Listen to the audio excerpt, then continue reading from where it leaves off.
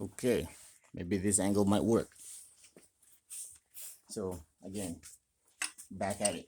Gotta loosen the bolt or this stud and then rock back and forth. And then use an impact to finish it off.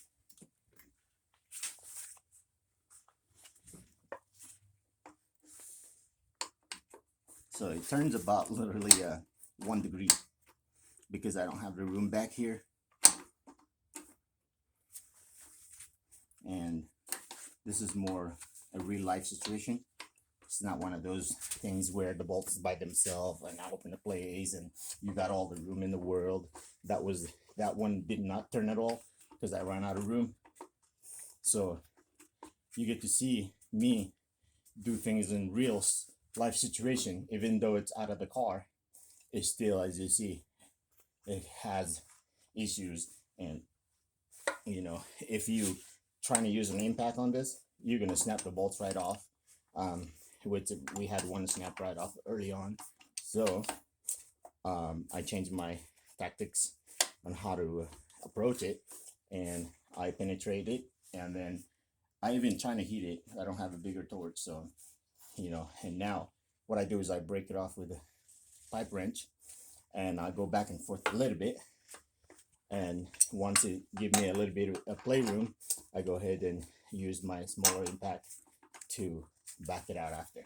So I'm just looking for a back and forth a little bit to give me enough rocking motion, just like how you get stuck in the snow and you want it to get out of the snow. You would rock slowly and back and forth until you have enough tracks and momentum and to get you out. So this is almost a similar thing, but at the same time, it's how you save yourself from snapping the bolt and guarantee to take out.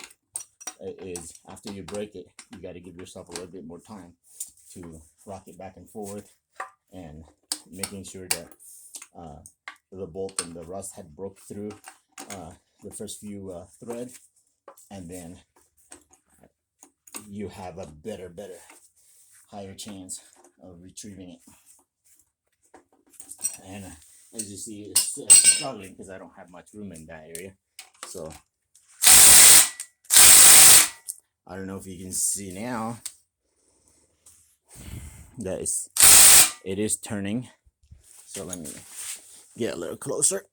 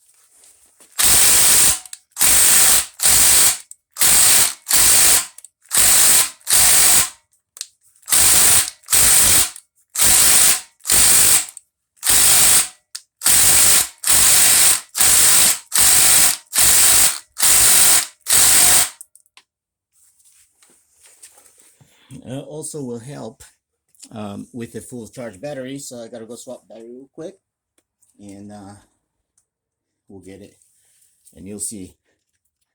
And yeah.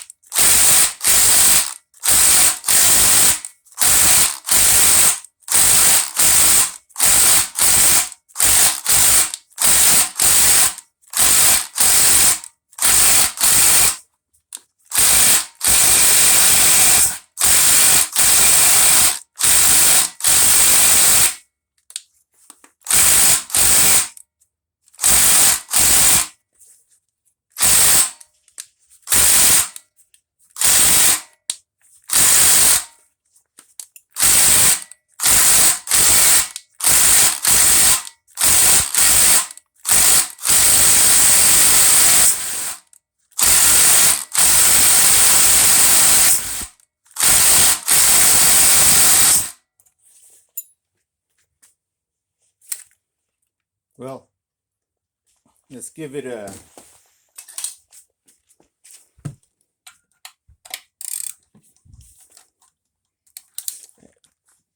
let's expedite the situation here a little bit. If you're using a hand wrench, you know, you just got to know. I don't know if you heard that, but that means it's getting tighter.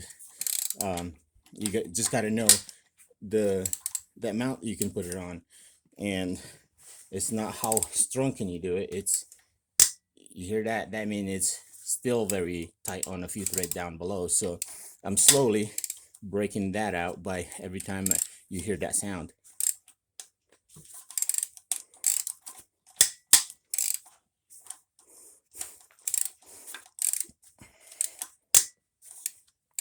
And at the same time, because if you overdo it, you're gonna end up crossing your socket. Even though I'm using a 6-point, you know, which is the best one to use. Never use a 12-point,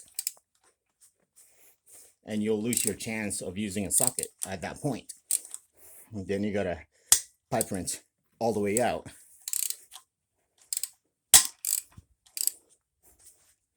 So as you see, we got more and more turnout a little bit. So I just use the hand.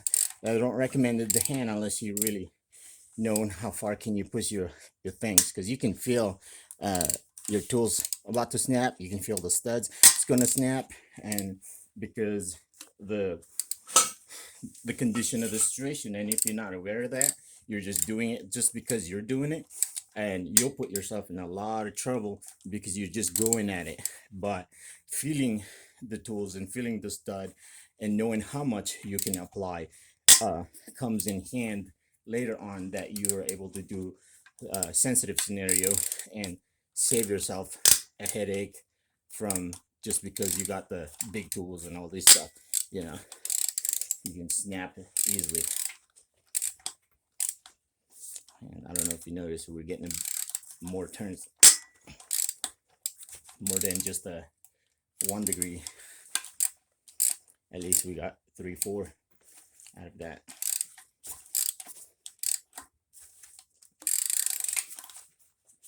See, right now it's more than a 1/4 turn. So back out here, and we'll put it out here. Okay. Oops, wrong way. So this area where is it back out, and then we go from here there. It's literally almost a 1/4 actually, but it turned more than what we had it at first. So, and every time you loosen, you're trying to go just a little bit more than last time. So it's the thread that's been rusted, and then you back it off there, because what happens is the threads, it build all the rust and the dirt and the grime between it, so you're forcing on top of that, and that's why the force is always there. But backing out and coming at it is slowly eating a small piece of it and getting the grime and shit out of the way. So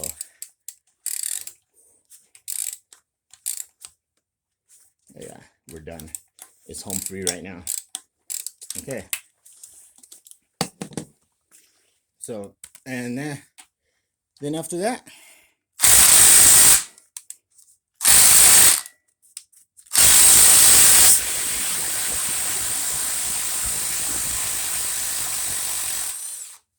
and that's how you do a anything that's stuck, especially you're dealing with an exhaust situation and it's stuck in there. You know, that's how you would deal with that scenario. Me personally. So you know, if I try to use anything bigger and power it, it'll just snap this, and I'll get back to square one where the other one snapped, and I had to, it snaps a little bit of stud left, and I keep using the vice grip and pipe wrench, and he ate all the metal down, so I had to build into it in order for me to get more bites out of it. And then I went and bought the seafoam and sprayed it yesterday night, so last night. So today I went ahead and took it all out, but then I wanted to make one video, but so that's for that. Hope anybody's taking notes, and if you had a better solution or idea, that's great. But what I'm showing you is what people would almost have in their home, which is you'll have a wrench, you have a pipe wrench, you have a piece of pipe, and you might have a. I use the impact because, I don't want to. I've been wrenching, so doing this forever is, you know, but and then you can have any blaster or any lubricant, and so with those three methods is but if you snap, I'm sure almost everyone have a welder out there, but in case you haven't snapped one, and don't use the bigger stuff because you're gonna snap it. So this is how I saved it all up.